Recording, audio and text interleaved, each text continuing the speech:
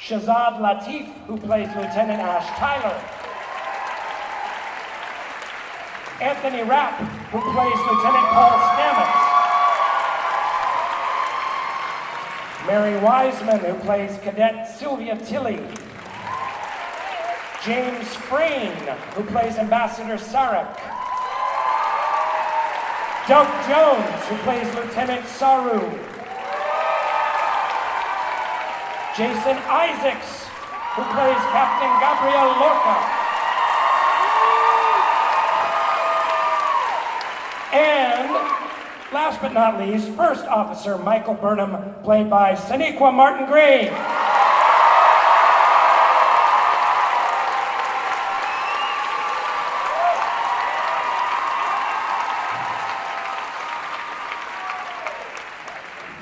This is so exciting. We have a lot of questions here. Many of them were sent in from the internet webs. Thank you very much for sending in your questions.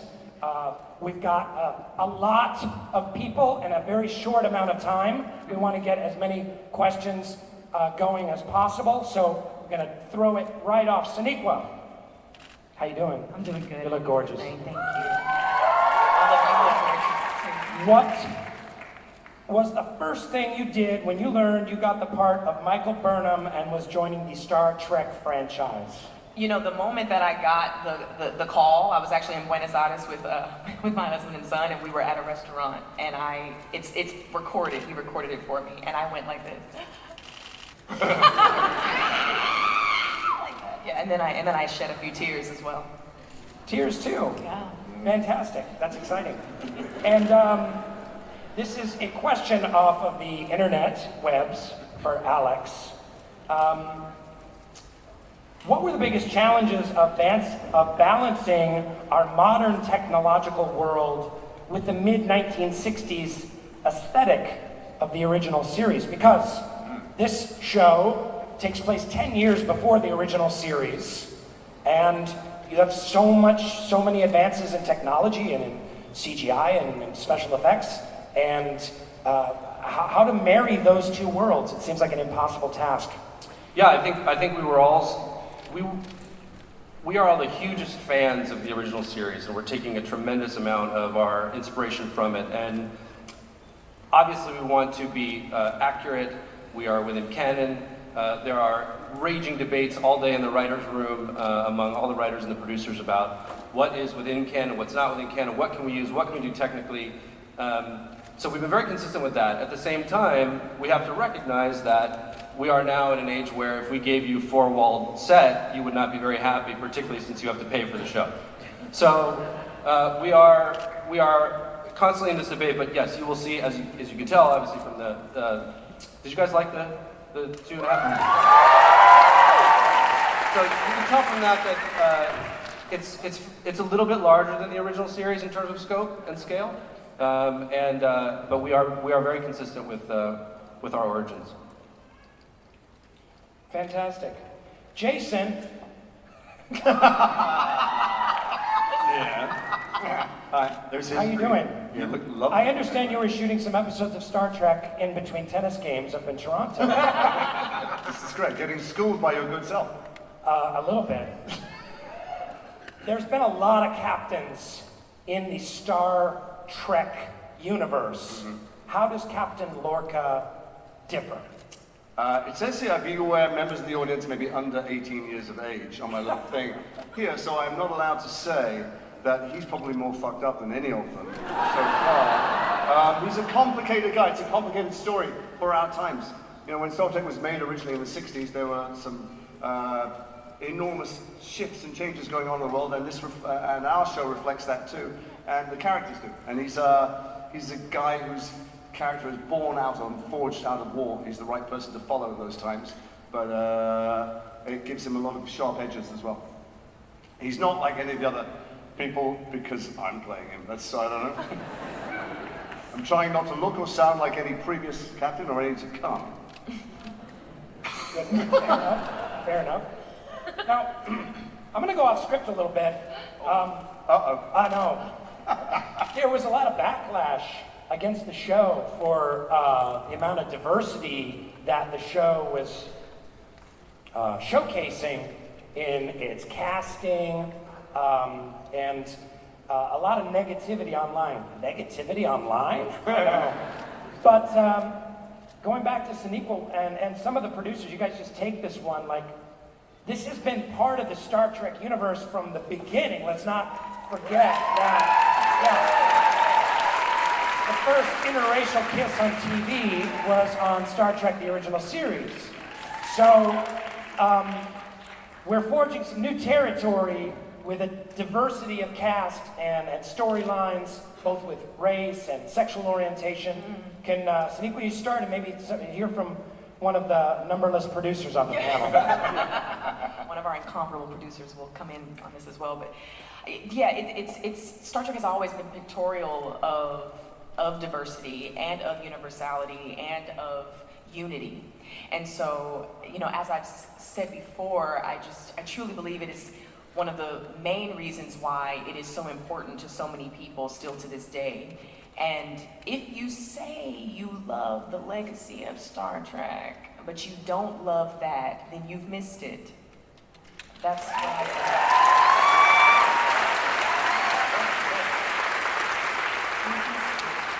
And I encourage you to join with us. You know what I'm saying? Come on the journey with us. Hopefully it'll help you learn something about yourself and the people around you, because that's what our story does. Nice. It's confusing to me, the degree of backlash that we got, because if you love science fiction, then you love imagining yourself as something other. Yes. And Star Trek is built around empathy. I mean, uniquely, when it comes to long-standing science fiction. It's primary grammar that we see how we are the same and we accept each other's differences and find common ground and love. And it spoke more to what's happening culturally on the internet than it did to Star Trek. Because Star Trek is just about how we hold hands and go forward together. Nice. Yeah. I know for myself, growing up watching the original series, the unique Roddenberry vision for the future of mankind was so inspiring to me, even at age 5, when I started watching it. Like, oh, you mean the human race can do this? Like, we can all get along, and not only get along with the different races on our planet, but see ourselves as human beings on a much greater journey in the universe. We can get along with other species even, and deal with race and racism and different kinds of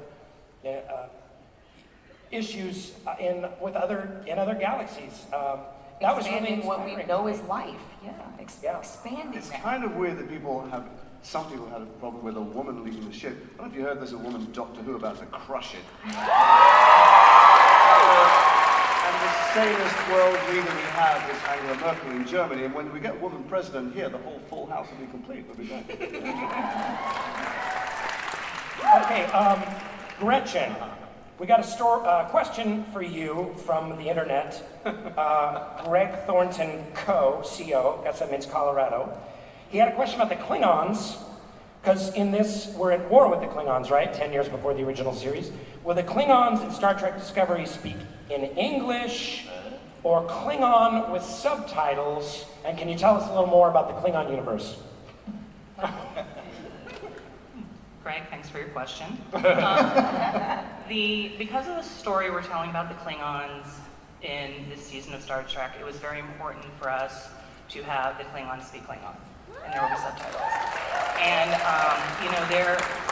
from the very beginning, when Alex and Rainn started working on this version of Star Trek, it was important for them to make sure that we see the Klingons in a slightly different way. And that they weren't just sort of like the thugs of the universe, and they have their own pride, they have their own interests and talent, and it's very it's a very fascinating culture. The more we explore it, we're part of it. It's been fantastic, and I hope you guys enjoy it. I know you will. It's been a really being able to expand upon what was already set up and deepen the knowledge of this group of individuals has been fantastic. So yes, there will be. You'll have to get out your glasses. You'll be reading subtitles. Yeah, that's fantastic. And they're using the same Klingon that people get married to and go to Klingon conventions and speak in Klingon? Yeah, okay. They will. There's a Klingon opera, actually, opened recently. Yes. No, if you speak it and understand Klingon, you will understand. We have we have someone who's like if as we're cutting, if we want to adjust lines or anything, it goes through a filter all the time to make sure that every word is correct. So there's someone policing this all the time, and hopefully if we've made a mistake, we apologize, but we've gone to great lengths to be incredibly accurate with our Klingon. That would be an awesome job, to be Klingon interpreter for a TV series. Oh, yeah. Right? Incredible. Do you guys know Doug Jones, how awesome this guy is? I mean, exceptional actor who has transformed himself into all kinds of incredible characters. What you do is just singular, and I love what you've brought to Saru. Yeah. Did I say right? You did. Tell us about creating Saru. I understand he has a special walk that you helped create. Would love to know about his species. What are they called? The Kremlians or the what are they called? Kelpians. Kelpians. The Kremlins. So, appropriate. Very topical. So bring us in. Fill us in. Well, as a Kelpian, what you have not seen in any of these trailers yet is my footwear. My feet are actually hoofs. So I'm built up about 8 inches. I'm 6'8" in the show. I'm the tallest character in the show because I'm in this high-heeled position with no heel under there. So I'm balancing on the balls of my feet. What that did is that kind of pushes my pelvis forward to keep my balance. And so, can I show you how I walk? Yes. Dougie Fresh. It will remind you of a supermodel. You have to go in front of the table. Oh, in front, yes.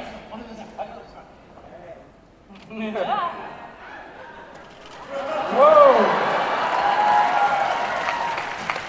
A Kelpian, ladies and gentlemen. That's fantastic. You sure it's not a Kardashian? Well, close, but as a supermodel, I get to keep my tall skinniness. We're celebrating my tall and my skinny for this. Now, our Starfleet uniforms are incredibly tight and snug. And in my first costume fitting, may I talk about that for a minute? As most costume fittings go for me, there was a cluster of people looking at me going, and that's always the discussion about my flat ass. So I said, you're talking about my ass, aren't you? Yeah, we kind of are. So I said, you want to pat it, don't you? Yeah, we kind of do. And I said, well, okay, listen, if you pat it, it's going to look more human. It might look hotter, but it's going to be more human.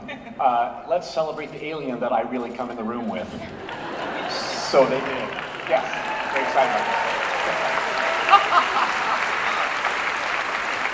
Fan favorite Anthony Rapp, probably from being in Rent. Dazed and Confused. So many other classics. At @purple_sloth is a person on Twitter. And this person can you tell us about your character? Mm-hmm. And will your character get to have romantic relationships? Interesting you asked me that question, Rainn Wilson, because I can announce I've been given permission. Because we're under lock and key, be able to, not spoil anything, but we're going to release the information that a wonderful actor that I've known for over 20 years, that you would all know if you're old enough to know. Remember that show, My So-Called Life? He was in that show, and he's in the upcoming season of 13 Reasons Why.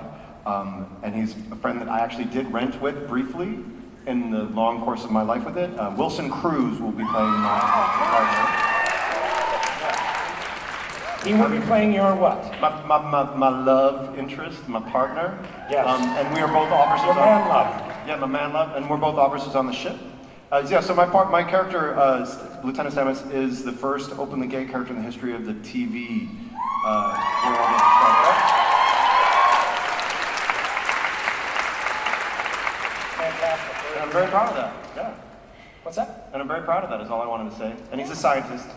That's all. Yeah. Yes. Now you've had, on the set a couple of times, you had some incredible mouthfuls of Sure did. 23rd century scientific gobbledygook. What, do you remember any of that? I did prepare this, so, because I was warned that this might happen. So we begin with all things with the mushroom. In this case, Prototaxites stellaviatori, a species made up of exotic matter found not only in our dimension, but also in a discrete subspace domain known as the mycelial network. Space time. That deserves applause.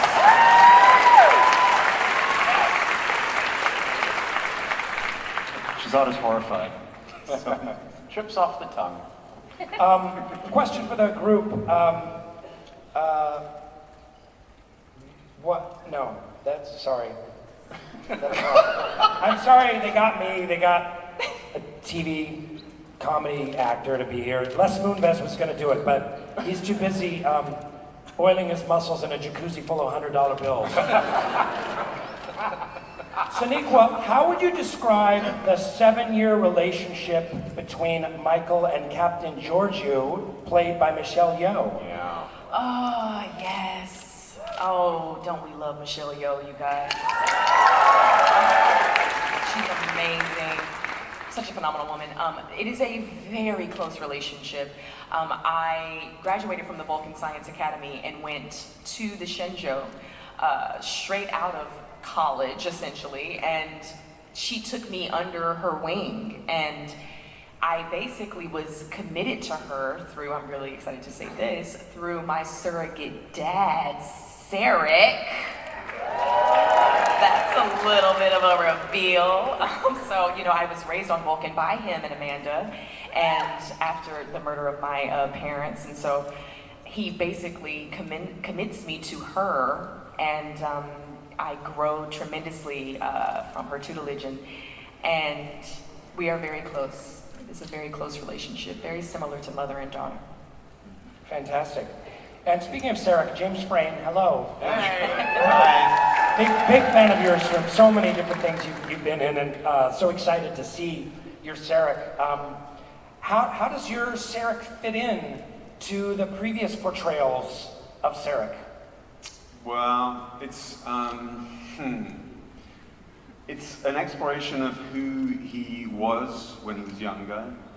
We know where he ends up, but one of the things that was always fascinating was the fact that he married a human, and that was Spock's backstory. But that's fascinating, of a thing for a Vulcan to do. Like, who was this guy? And so we're kind of unpeeling the layers of who he might have been. And it's sort of being revealed with each episode. And he's a mentor to Michael and has taken her under his wing. And so that's interesting too. He has a fully human child to raise. I find him to be endlessly fascinating and complex and ambivalent. How? Yeah. What? That's just me.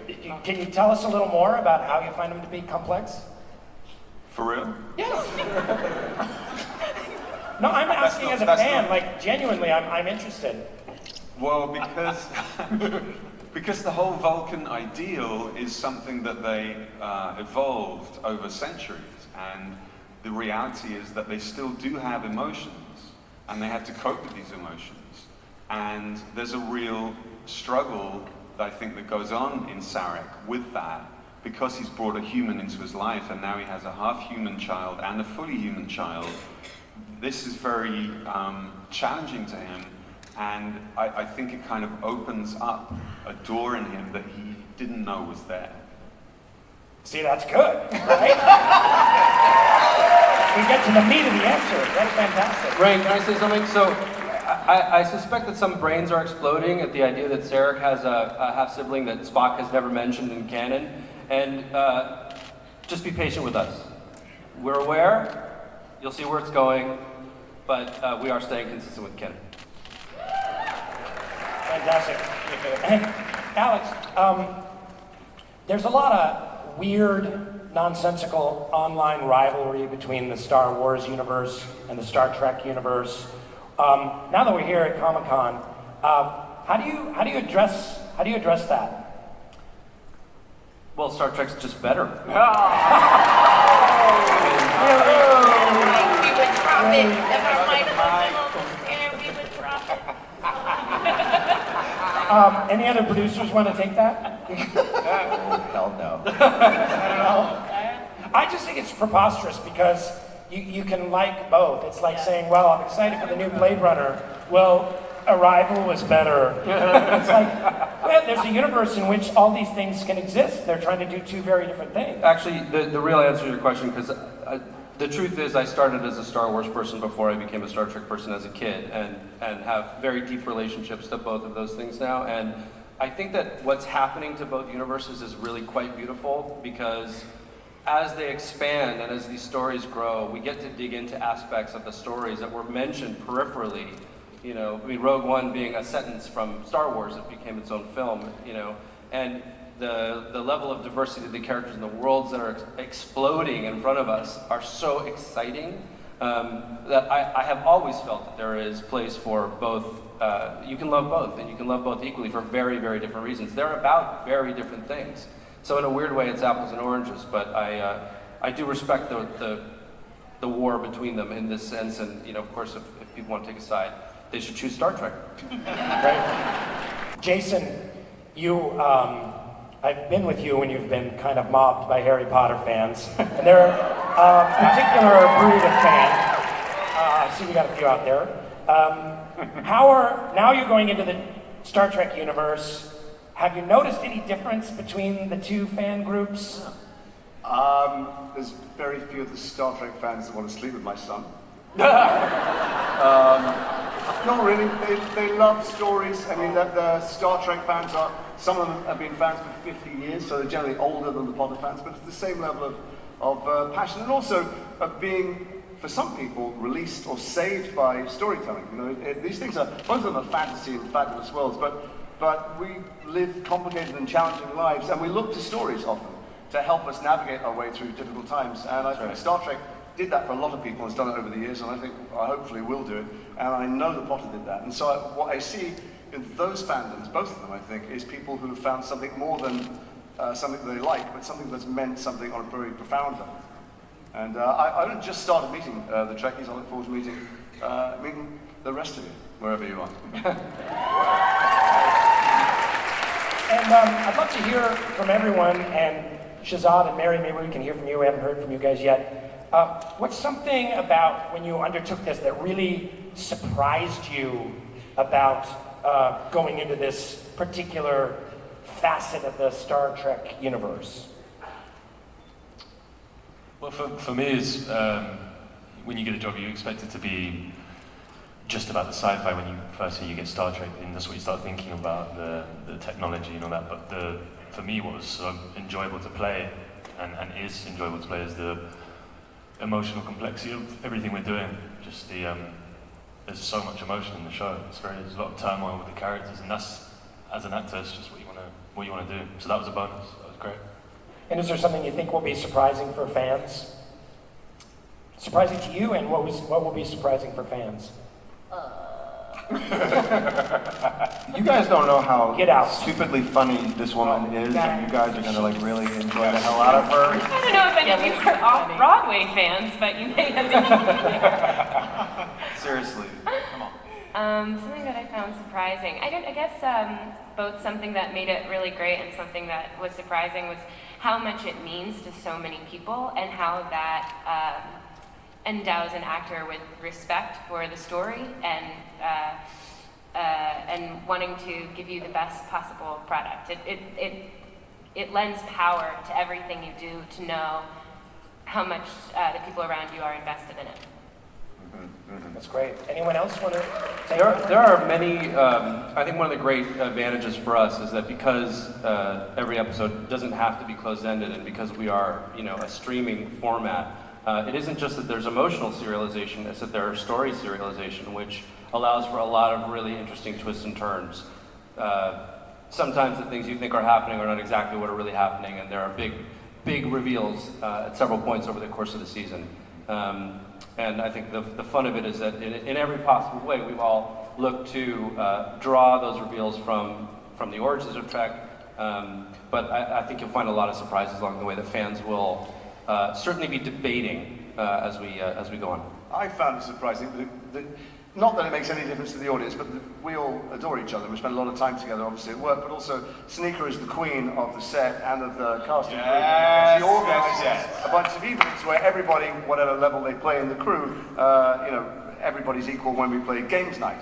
And I was stunned to find this incredibly generous, kind hostess is one of the most fiercely competitive, ugly competitive people I've ever met. It's not a surprise that she's leading this starship.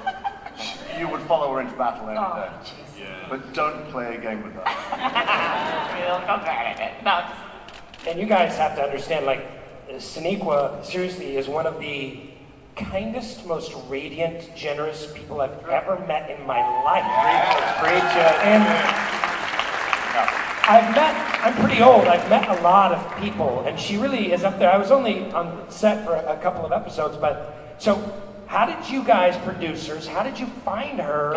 How did you know that she was Michael Burnham and kind of the emotional core, the heart of the story you were going to be telling? What was that process like? That was a really difficult process for all of us because, that person doesn't just walk in the room. And we knew what we wanted. On the page, the role is complex and not just anybody can play it. And we were looking for months and months, and her name came up, and she wasn't available. We were tracking you, Sonequa. Yes. We were watching. She was busy on this small show called The Walking Dead. They get their own panel. And she wasn't available. And suddenly we had to push a little bit, and she became available. And the second she walked in the door, Gretchen and I turned to each other, and we were just like, "That's it. That's Michael Burnham right there." And she left, and it was basically call CBS. We found her. She's so talented. She's as talented as she is kind and wonderful. And You've not been to games night.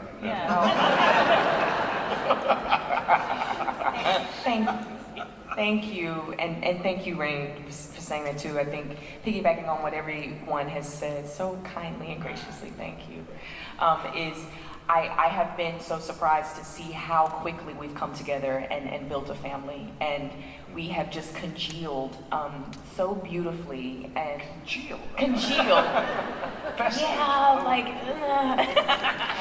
But we become cohesive unit. Let's go with that more than congeal. But yeah, it's always been so important to me that we obviously value the story and value the show, but value each other and realize that we are all doing this together. We all have equal share.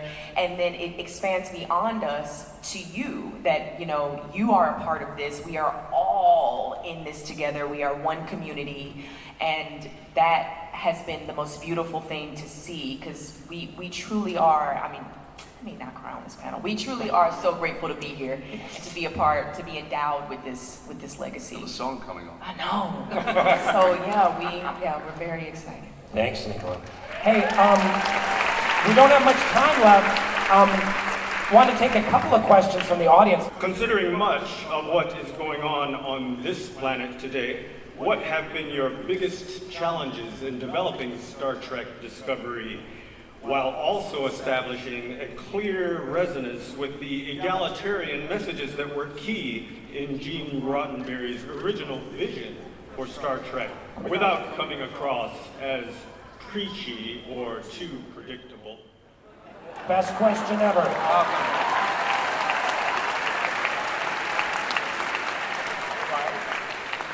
Fantastic. Oh, thank you. Could you repeat that, please?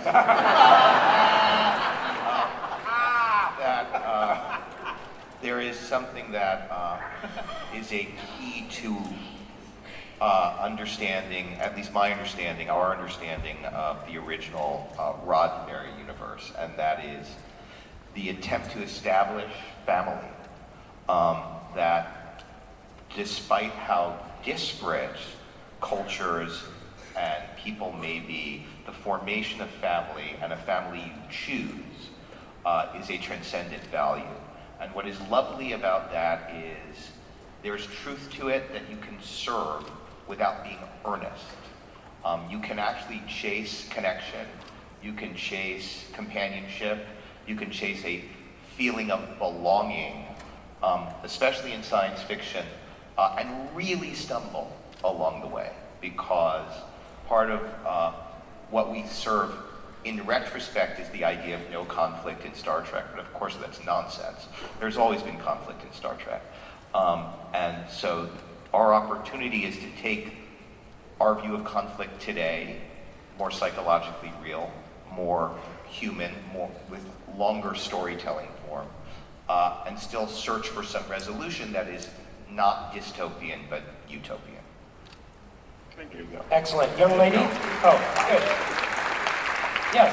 Hi, my name is Julia. I'm actually up here, though, on behalf of my mother, who couldn't be here today, but has been a fan since the very first episode back in the 60s. So she wanted me to know, she wanted me to ask, is there anything in particular that you've been anxious or apprehensive or excited about, knowing that Star Trek is such a big part of popular culture and has been for so long? Well, I've been anxious for people to see what we're doing, because every time I open the script and it's sent to me, I'm, as a fan myself, thrilled with what I'm reading, and then thrilled with what I get the chance to be a part of. That it's like we, I was backstage like weeping at the trailer. Like, this is a glimpse of what we're doing, and I feel like I'm just so excited to share it with the world. Like, we're on the cusp of that, it's happening soon. And I know it might seem, we're all hired to do this is part of our job. I promise you that we passionately believe in what we're doing, and we passionately believe that we are trying to do something that is meaningful and that will honor what came before. So I'm personally excited for people to experience that. I just want to say too that, just coming in for a couple of episodes, but in reading some of the scripts, these producers and writers, they went for it, okay? This is not a show where they're playing it safe in any way, shape, or form. They're going out there with plots and ideas and emotion and character intricacy like I've never seen in a Trek iteration before. So you guys get ready. It's pretty awesome. Yes. Hi, I'm Michelle. One of my favorite things about Star Trek is the great character relationships, and I'm wondering what friendships and rivalries we'll expect to see in the new series. September the 26th, I think, will be the day.